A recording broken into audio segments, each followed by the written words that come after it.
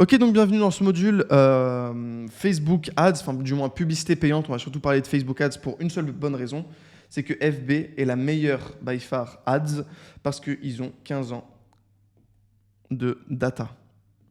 Aucune autre régie publicitaire n'a 15 ans de data sur les gens. C'est absolument énorme. Donc, et aussi, c'est les ciblages les plus avancés. En gros, le broad, donc on verra ça plus tard, le broad est absolument insane. Ok, c'est un peu ce qu'il faut savoir sur Facebook Ads. Maintenant, les autres sont bien. On a TikTok, Pinterest, Google, YouTube, hop là, YouTube, etc. Bon, il y a plein de régies publicitaires. C'est pas très intéressant de toutes les noter. On va surtout parler de Facebook Ads, mais ce qui s'applique à Facebook, ça s'applique à tout. Ok, étape 1, comprendre comment fonctionne la publicité, du moins sur Facebook. Ok, donc j'ai divisé ça en deux catégories. Ici, on a ce qu'on appelle une campagne. Ici, on a ce qu'on appelle un ad set. Ici, on appelle ce qu'on appelle les créatives. Hop là. Et ça fait dans cet ordre-là. La campagne est maîtresse de l'ad set, donc de l'ensemble de publicités, et l'ensemble de publicités est maître des créatives. Ce sont deux catégories parce que ça, c'est le back-end, ça veut dire qu'il n'y a que vous qui pouvez le voir, et ça, c'est le front-end. Ça veut dire que personne d'autre, ça veut dire que tout le monde peut le voir. Ici, tout le monde peut le voir, ici, que toi. Hop. Ok. Donc, ça se divise en trois catégories. Ces trois catégories, enfin, ces trois carrés, donc là, c'est campagne ad set créative. Normalement, tu connais déjà si tu as déjà fait de la publicité. Ici, c'est un peu la gestion du budget. Ça va être, c'est tout ce qui est gestion, en gros. Voilà. Et ici, ça va être tout ce qui est ciblage. Hop. Et ici, ça va être tout ce qui est pub. Tout ce qu'on va voir. Ça va être la description. La description, ça va être les vidéos ou les images, etc. etc. Donc voilà, il y a trois catégories. Ici, moi, je conseille de mettre des campagnes normales, pas Advantage Plus. Alors, ça dépend des gens, mais moi, je conseille normal. Par contre, le budget, vous mettez budget A+. Comme je vous l'ai dit, on ira ici, c'est pour niveau les bases, ok ? On revoit les bases et en live, on fera vraiment des trucs ultra poussés. Peut-être qu'au moment où vous regardez la vidéo, le live est déjà sorti, mais voilà. Donc, budget Advantage Plus pour pouvoir gérer le budget comme il se doit. Ce que je recommande ici, c'est de mettre dynamique créative sur Facebook. Dynamique créative. Bon, il n'y a pas d'accent, mais vous voyez ce que je veux dire. Et de mettre un ciblage broad. Broad, qu'est-ce que c'est ? C'est-à-dire que vous n'allez cibler que le pays. Alors, vous savez quoi ? Je vais tout effacer, je vais vous expliquer ce qu'est le broad. Le broad, c'est ciblage, pas de ciblage. Ciblage égale 0. Ce qu'on fait, c'est qu'on va aller cibler seulement des pays. Ok. Ça va être notre ciblage. Lorsque tu es dans ton ad set, tu vas cibler broad. Tu vas me dire, mais attends, mais ça n'a pas de sens. Sinon, Facebook ne va pas savoir qui est-ce qui va réagir, qui va acheter, etc. Si, Facebook va très vite le savoir parce que tu vas faire des impressions. Ces impressions vont engranger des réactions. Ces réactions vont engranger des clics. Ces clics vont engranger des achats. Enfin, des déclenchements de pixels sur ton site web. Et si Facebook voit que la personne a interagi avec ta pub, super, il va la proposer à plus d'audience comme celle-ci. Si elle réagit, comme liker, partager, commenter, super, plus de cette personne-là que si. Si elle clique, pareil, plus de personnes comme cela. Si elle achète, ça va être encore plus de personnes comme cette personne-là.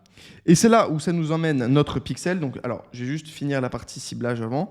Vous ciblez, ce que je recommande du moins, vous ciblez un pays. Donc, vous mettez ciblage, par exemple, France. Et c'est tout. Vous mettez aucun centre d'intérêt. Ciblage France. Ok. Vous mettez ciblage France et puis that's it. Maintenant, dans l'ad set, ils vont vous proposer aussi, donc j'ai mis aussi dynamique créative, voilà, je le rappelle.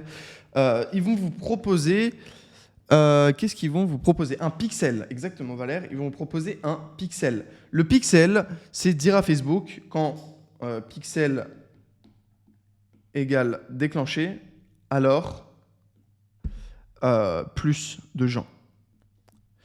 En gros, un pixel, c'est un petit bout de code. C'est un petit bout de code HTML que tu mets dans ton header. C'est hyper facile, tu tapes comment paramétrer un header, un pixel Facebook. Tu vas retrouver une vidéo, ça dure 3 minutes. C'est super facile, peut-être j'en ferai même une vidéo si tu veux. Un pixel, c'est un petit code HTML que tu copies-colles dans tes sites web, dans ton header de ton site web, en gros. Et ce que ça va dire à Facebook, c'est lorsque le pixel, lorsqu'il y a une vue sur le petit bout de code, Facebook va avoir l'information et il va se dire « Ok, je vais envoyer plus de gens comme ça. » Parce que tu as dit « Oh, moi, je veux des déclenchements de pixels. Je veux des déclenchements de vue de cette page. » En gros, tu vas demander des déclenchements de vue de page. Une vue de page, ça peut être par exemple, donc là, je vais te faire un schéma classique. Donc là, tu as ton site. Voilà, on va dire VSL ici, boum, VSL. Ici, bon de commande, BDC. Et ici, tu as ta page de remerciement. Thank you. Et ton petit bout d'HTML, tu vas le mettre sur cette balise-là. Je change de couleur. Tu vas le mettre juste, je ne sais pas si on voit bien. Ouais, je vais mettre une autre couleur encore. Tu vas le mettre sur cette page-là. Ici, tu mets le petit code Facebook. Pourquoi? Parce que du coup, quand Facebook il va dépenser, tu vas lui dire « Je veux plus de gens qui ont déclenché ce code HTML. » En gros, c'est ça. Alors, je ne vais pas rentrer dans les détails du pixel, mais maintenant que vous avez compris ce qu'est un pixel, je ferai sûrement une vidéo sur comment paramétrer une campagne. Mais là, comme ça, vous avez la théorie. Ok, on verra ensuite la pratique. Donc, le pixel, c'est dire à Facebook plus de gens comme ça. Donc là, tu as un user. Hop là, user, il fait sa vie. Hop, hop, hop, je suis un user. Hop, j'achète. Non, il est là, le user. Hop, hop. Il t'envoie là-dessus, Facebook. Donc, il est sur Facebook. Il est sur la vidéo de vente. Il est sur le bon de commande et il achète. Une fois qu'il achète, le petit bout de code HTML, il va aller renvoyer à Facebook l'information et lui dire « Ce mec-là, il était top. Renvoie-moi en plus. » Et Facebook, il va faire « OK. » Il va te renvoyer des gens qui vont redéclencher un pixel. Et du coup, c'est comme ça qu'on améliore l'IA Facebook. Ce qu'il faut noter aussi, c'est que lorsqu'on commence la ads, normalement, on n'a pas beaucoup de budget, du moins quand on est débutant. Si vous avez du budget, grand bien vous fasse, ce qui va suivre n'est pas forcément très pertinent. Si vous débutez, je vous conseille de mettre un minima, allez, on va dire entre 30 et 50 euros par jour. Moi, quand je teste, c'est à 150 et si c'est aux US, c'est à 200 $. Donc, il faut retirer 10%, donc 140 et 290. Mais en gros, voilà. Hop. Donc, entre 30 et 50 euros par jour. Et votre objectif, c'est d'avoir 50 pixels par semaine. C'est le minimum pour que ça puisse s'optimiser. Sauf qu'à ce budget-là, vous n'allez sûrement pas faire 50 ventes par semaine.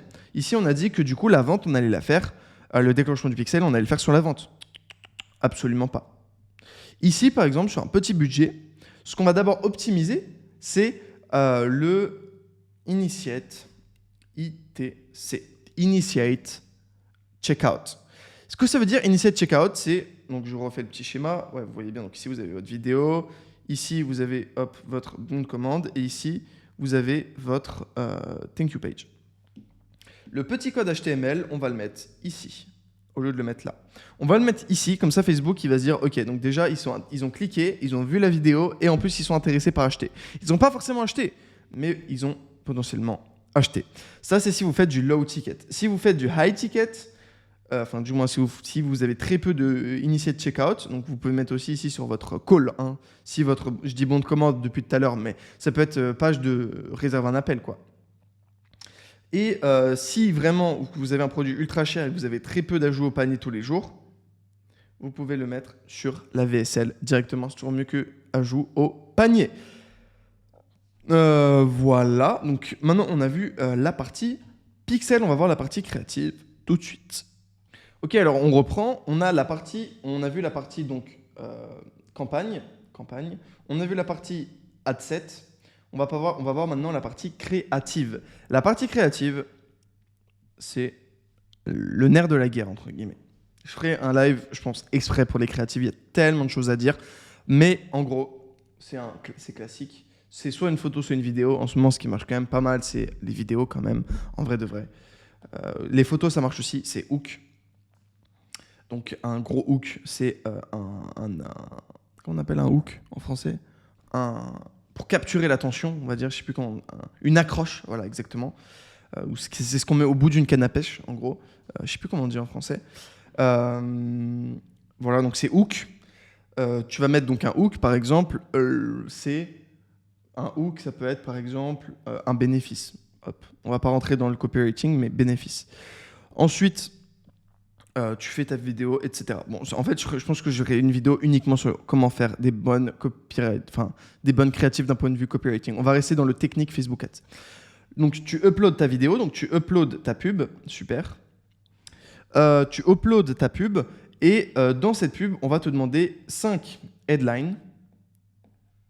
5 headlines. 5, enfin une en soi, 1 à 5, 1 à 5, 1 à 5. 5 descriptions et 5 textes primaires. Je crois que c'est comme ça qu'on dit en français. Texte primaire.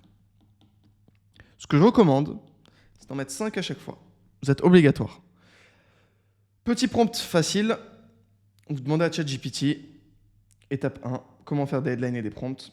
Étape 1, tu mets ton site web, donc www dans ChatGPT, ton site web / l'URL sur lequel tu renvoies ton site. Et tu dis de quoi parle ce site? De quoi? Point d'interrogation. De quoi parle ce site? Étape 2, tu lui dis à partir de ce site, boum, fais-moi ce qu'on appelle du coup une ad copy. Tu es le meilleur copywriter, etc. Ici, tu mets ça. Tu es le meilleur copywriter, blablabla. À partir du site, fais-moi des ad copy cohérentes. Hop. Et là, vous avez déjà le niveau 1.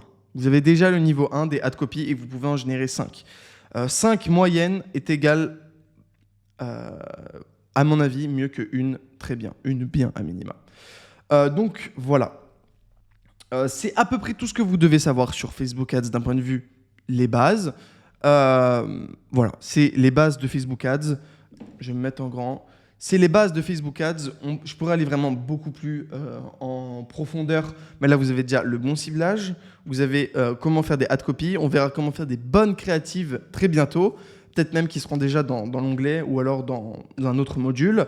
Et voilà, vous avez le bon ciblage, comment gérer un bon budget, comment gérer le pixel. Voilà. Je vous renvoie vers la vidéo suivante qui est organique. On est dans les bases. L'idée, c'est de comprendre chacun des aspects. Et ensuite, on va voir donc directement l'organique. Allez, à tout de suite.